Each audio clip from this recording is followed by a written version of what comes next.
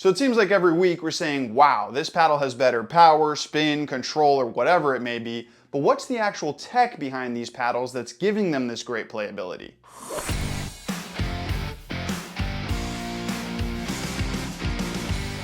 Hey everybody, it's Luca from Rackets Runners. So it's pretty obvious that over the last several years, pickleball paddles have changed a lot. 4 years ago, we had barely even heard of the carbon top sheet, and that's without even mentioning thermoforming. Nowadays, these are normal technologies. In fact, if a paddle isn't thermoformed with at least a raw carbon top sheet, it's probably not going to be that competitive in terms of performance. The reality is, things are moving extremely quickly, and today I'm going to outline all of the relevant technologies going on in top-end, industry-leading paddles in August of 2024. With how fast things are going, this video could be obsolete in a few months. Hopefully it has a bit more staying power than that, and we only have to update it every year or so. But you know what? I wouldn't be mad if something totally game-changing came out in the next couple months. Now, I'm going to cover a lot of technologies today, so in order to keep this video digestible, I'm not going to talk too much about the science behind each one. Instead, I'm going to emphasize how they affect playability in terms of power, feel, control, and spin, and of course how they stack up against each other. But of course, before we get into any of that, let me remind you that any of the paddles we talk about on this channel you can check out on our website, racketsandrunners.ca. Also, please remember to like the video, subscribe to the channel, follow me and the store on Instagram, and let me know in the comment section what you want me to cover next. So these are the technologies I'm going to be talking about today. Thermoforming, Kevlar, rhombus's edge grid pattern, titanium, and of course foam cores. In that order, by the way, so if you do need to skip sections, feel free to do so. But without further ado, let's talk about thermoforming. Thermoforming is the major technological change that kind of enabled all these other developments, mostly because it was the first piece of technology that really brought pickleball paddles into the premium sports equipment realm. Before thermoforming, paddles definitely had a sloppier construction, and we didn't really know it at the time, but also a sloppier feel than they have now. Thermoforming refers to the heat molding process that's used to press all the pieces of a pickleball paddle together. Before thermoforming, companies used to glue all the pieces, but that left imperfections in their construction and resulted in flawed playability and durability. As soon as I hit my first ball with a thermoform paddle, I instantly realized the huge jump in performance that had been created, and I'm pretty sure most people had the same reaction. Everything about these paddles feels more perfect. The thermoforming process leads to this very rigid, seamless feel that more or less comes down to the fact that these paddles maintain more of the ball's energy during contact. Spin and power are the most instantly obvious benefits, but there are also some other more subtle benefits that took me a bit more time to realize, but they're arguably just as important. That more rigid feel of a thermoform paddle also makes for a significantly larger sweet spot.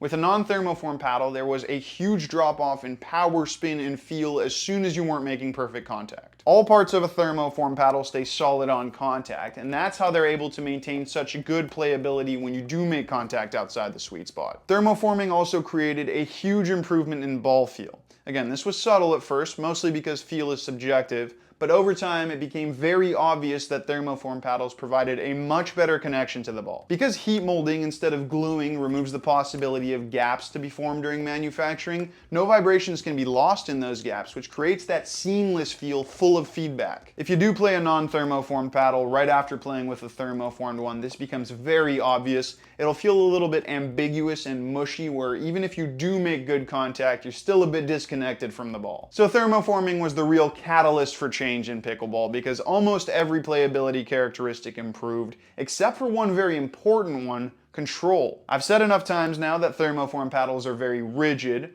Obviously that means that they don't cushion the ball very much, which makes them more difficult to control. Now, not everyone has a problem with this rigidity, but brands took note of this flaw and started looking for ways to make thermoform paddles softer. Before Kevlar, there was carbon. It's been around for so long that I'm not going to spend too much time on it, but of course it also completely revolutionized pickleball in the power and spin game. The slight issue with carbon is that its playability is quite linear. What I mean by that is when it's soft, and when it's stiff. It doesn't matter what kind of technique you're using or how fast you're swinging at the ball, it maintains one property at all times, and thermoforming is what makes carbon play stiff. Like I said, some players are more than happy with that, but others want a little more variety, and that's why brands started experimenting with Kevlar top sheets. Kevlar has this unique adaptive quality that carbon doesn't have. When you make light contact with Kevlar, it feels quite plush, and then as you start to swing harder, it firms up. Translated to the court, that means good soft control in the touch game, and then a more powerful response when you're looking for it as you start to accelerate the paddle face through contact. That sounds pretty much perfect, and honestly it's not far from it, but you do have to keep in mind that these are subtle differences in playability. Explaining it here like this may make it sound like it's quite intense, but in reality it's quite nuanced. Of course, the better you get, the more obvious those subtle differences become, and that's why a lot of high-level players really appreciate the varied playability of Kevlar paddles. Full Kevlar paddles like the Honolulu Pickleball J2K and the 6-0 Ruby have become very popular, and paddles like the Pickleball Apes Proline Energy S, Proline Energy, and the Bread and Butter Fat Boy are also great, but have a blend of carbon and Kevlar. There are also some pretty major durability benefits to Kevlar. It doesn't wear out as quickly as carbon and is also just as easy to maintain. Most brands have agreed at this point that you can use a carbon eraser on a Kevlar top sheet. A lot of companies went with Kevlar to try and give thermoform paddles more dynamic playability, but Rhombus went in another direction. They decided to keep the carbon top sheet, but actually rethink the way they thermomolded the paddle. They developed their patent-pending grid pattern technology and first started by applying it to the edges of the paddle. This is the technology we see in the R1, R2, and R3 Novas. Instead of a raw carbon sheet sealing the sides, they molded the carbon into a grid which creates space between the carbon for a more flexible feel and for the possibility of air pockets to leave during the manufacturing process, which eliminates the possibility of core crushing. Like Kevlar, the grid pattern makes these paddles feel softer when you are making light contact, but because they are still made from a thermoformed unibody construction, they also start to firm up as you accelerate the paddle face. Now the real question is this grid pattern better than Kevlar? I'm not going to say one is necessarily better than the other, but there is a wider range to the dynamic feel here. What I mean by that is that when it's softer than Kevlar, and when it's stiffer than Kevlar. That's great, but there is a slight issue with this. Too much variability can obviously lead to some inconsistency issues, especially when you haven't gotten used to these paddles and how they're going to react in certain situations. I actually loved the Novas when I first used them because I was so impressed with the fact that they were elite in both power and control, but I did struggle a little bit at first to dial them in because I had a hard time finding that transition point between soft and firm. With Kevlar, because the differences are more subtle, I didn't really need that period of adaptation. So I will say, between the Novas and Kevlar paddles are a little bit more user-friendly, but once you master a Nova, it's really good. Now Rhombus continued to develop this technology and created the Pulsar FX paddles. Instead of limiting the grid pattern to the edges, they expanded it to the whole paddle. You can't see it, but it's under the raw carbon top sheet, even on the face. Of course, spreading it to more of the paddle amplifies the grid pattern's playability, so these paddles feel softer than the Novas, but still with a decent amount of that dynamic playability. It also feels like using the grid pattern on the whole paddle has led to a more consistent feel. There's no clash between raw carbon and grid carbon, but I do have to say I think the Novas are a little bit more special because they're more powerful. But the Pulsar FXs are some of the best control paddles right now because they are so much softer than the average thermoform paddle, but still thermoform, so they have that great connection to the ball, and soft plus good feel is a recipe for success in the control game.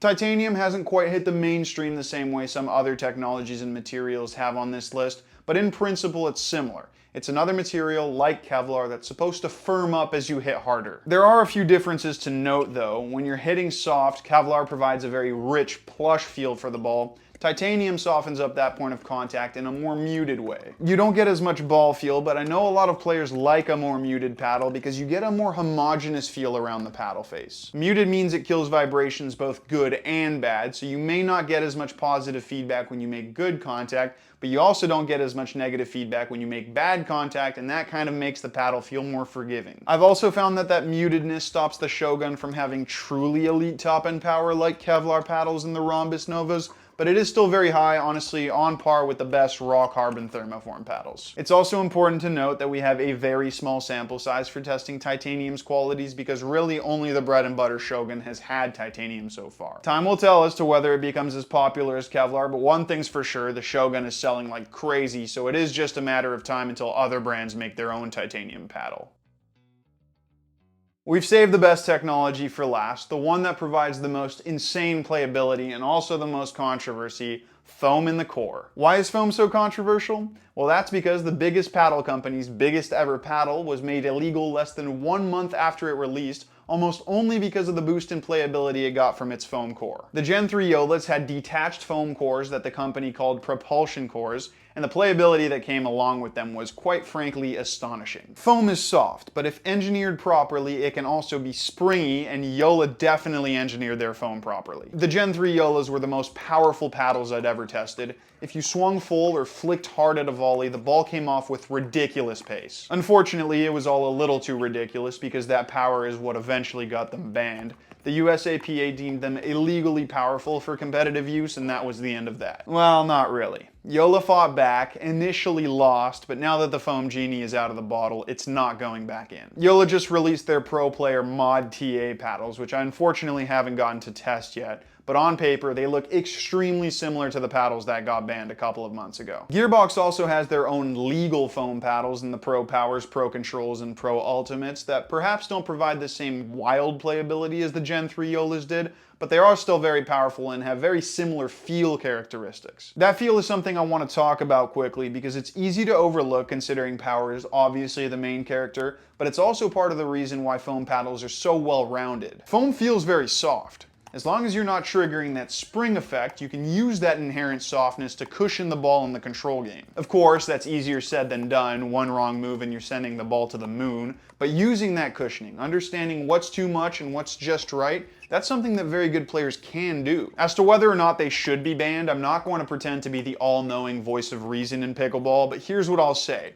Foam is so beneficial to performance that now that we know how it plays, it's going to be tough to go back. It's also important to note that while yes, foam is good in a lot of ways, it also adds a layer of difficulty to a paddle, and that alone should be enough to keep them around because that means not everyone's going to use them. I would love to settle this issue so that we can continue with foam and see how far we can take it because I had such a great time playtesting foam paddles a couple of months ago, and I really do think they can help push pickleball forward. That's it for the technology we're going to talk about in this video. There are obviously a few other things we could have discussed, but like I said, I wanted to keep it digestible, so we are going to stop there. Honestly, I kind of hope this video is obsolete next year. There's nothing quite like testing the latest and greatest technologies, and I hope pickleball keeps evolving as quickly as it has over the last several years. With that said, that is going to be the end of this video. Thank you so much for watching, and remember that if you want to demo any of the paddles we talked about here today, you can come visit us in store, or if you want to buy them, you can go online at racketsandrunners.ca.